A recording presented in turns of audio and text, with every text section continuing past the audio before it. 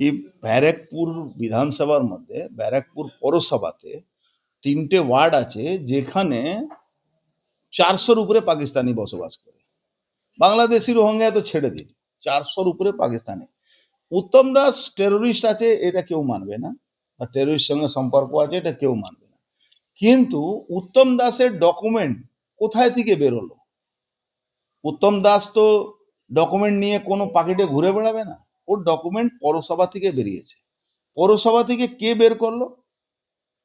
তৃণমূলের কাউন্সিলর, যার বরাবরই ওর উপরে মানে হয়েছে, ব্লেম হয়েছে কি পাকিস্তানিদের ও রেসিডেন্সিয়াল সার্টিফিকেট ইউজ করেছিল, তার জন্য আইবি ফাইবি ইনকোয়ারি হয়েছিল।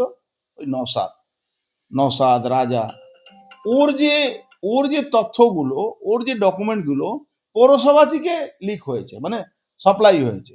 তার জন্য এই পাকিস্তানি লোকেরাই, ওখানে পাকিস্তানি টেরোরিস্টরা ওর নামে সিম কিনে এই যে টেরোরিজমের কাজগুলো করছে, টেরোরিস্ট যে অপারেশনগুলো চালাচ্ছে, তার জন্য মুম্বাইতে ওর নামে কেস হয়েছে।